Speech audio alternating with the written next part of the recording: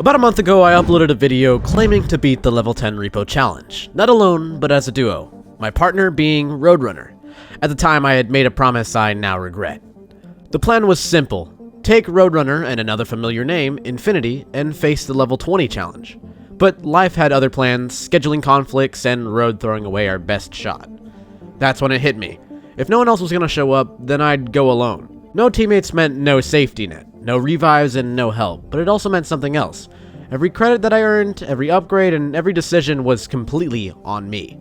So the only question is, did I finally beat level 20?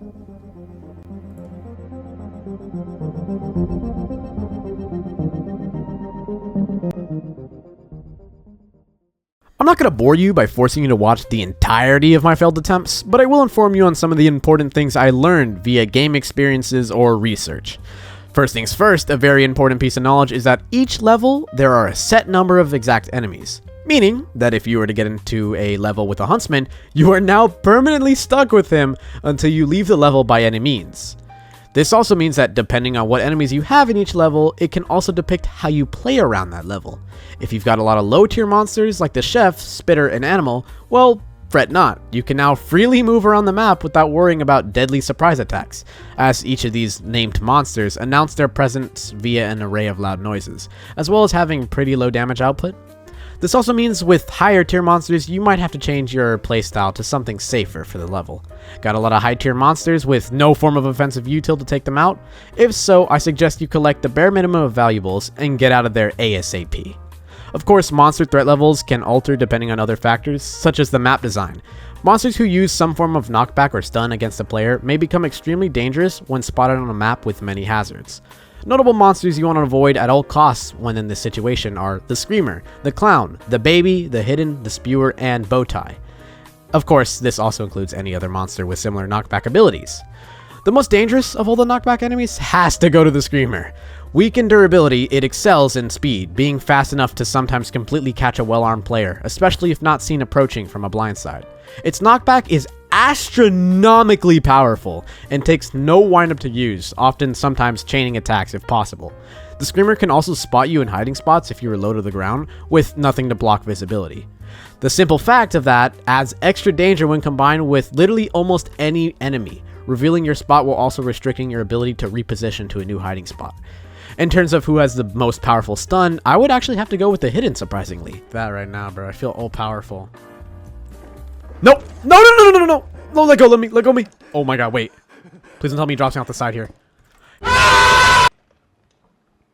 Even though this monster really isn't much of a threat, getting caught by one of these guys can, and most likely, mean the end of your run, as he moves you into different rooms and completely leaves you vulnerable while doing so. And then he drops you, leaving you vulnerable in that state as well.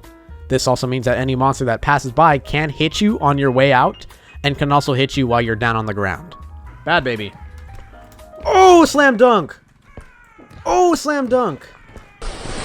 Going back to the idea of a set number of monsters, this also means that once you've identified all the monsters within your level, congratulations. You can now play the game at ease knowing the monsters that you do and don't have to deal with. However, we're not done discussing monsters yet.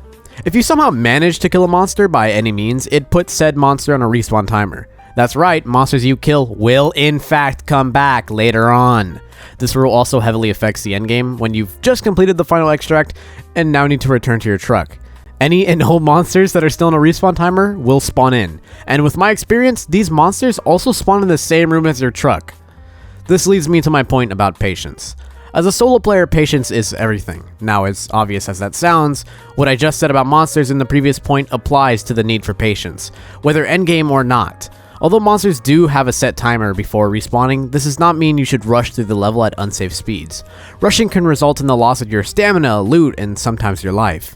The loss of your life becomes most apparent at endgame. Let's say you killed a lot of monsters shortly before finishing the next extract, and now you're tasked with returning to the truck.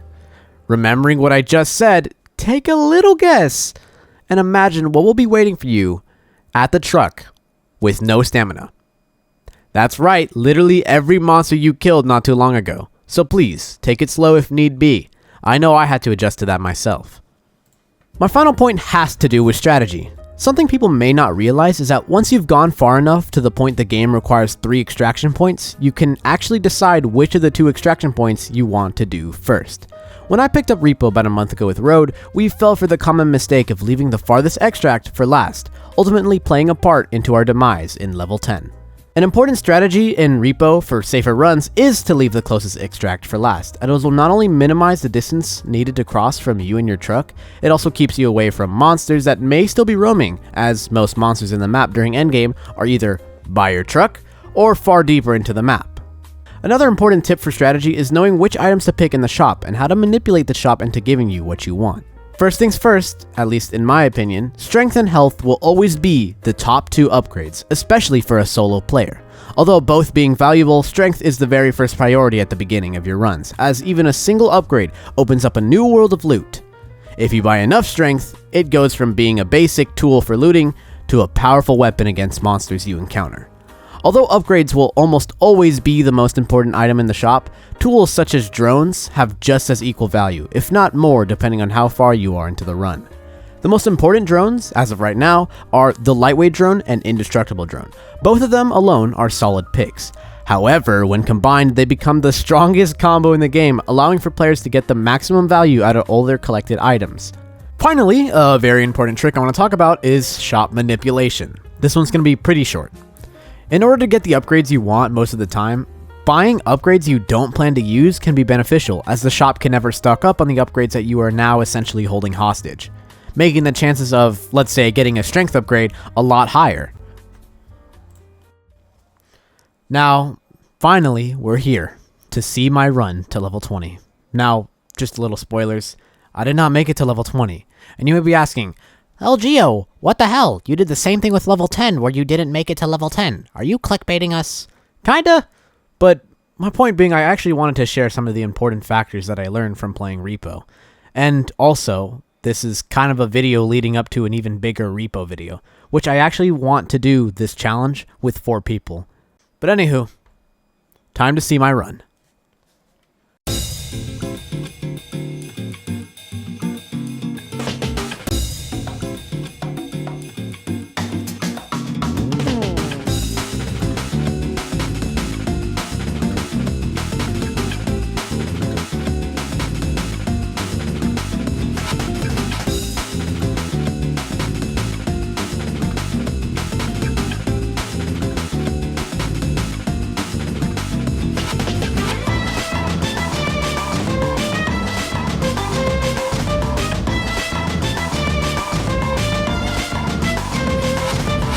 Come on. Oh my god. Oh, you're here. Cool.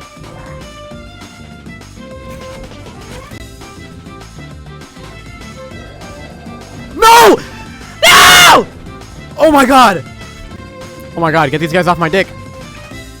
Oh! Oh! The Holy Grail! That's the only... Is that the lightweight drone? Oh!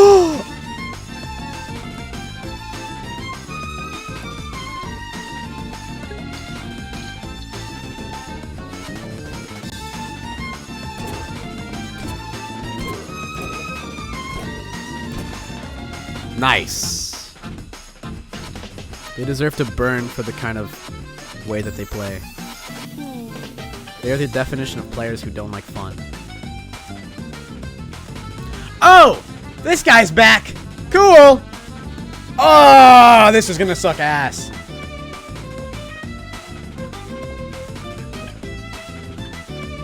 Oh my god, bro, look at that. Look at how much I benefit from having both drones. This is 43k off the bat. Oh! Son of a bitch! I shouldn't have said anything.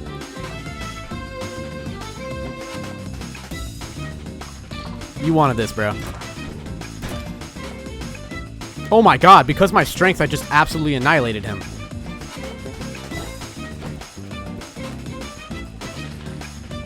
Oh, that's what 4 strength gives you. Alright, bye-bye, bro. I'll see you later. Woo!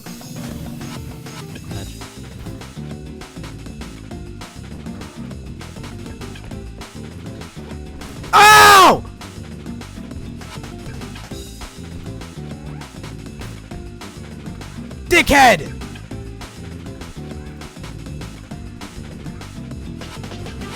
So, I think we... Shit! I'm out of stamina.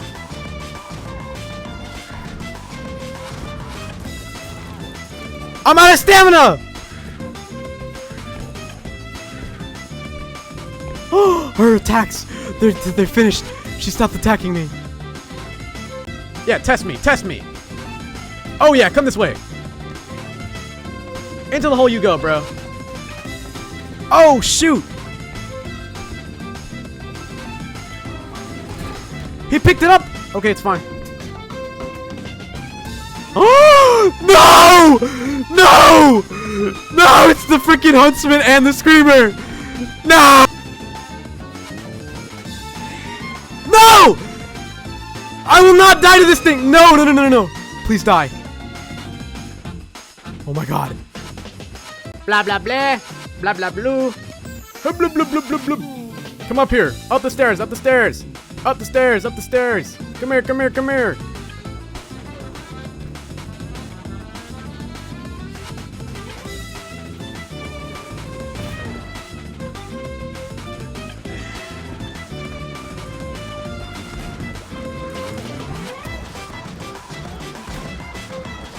Oh my god! There we go. Bro, I know the new update is like new, but like, bro, you don't have to be hitting all that. Ooh!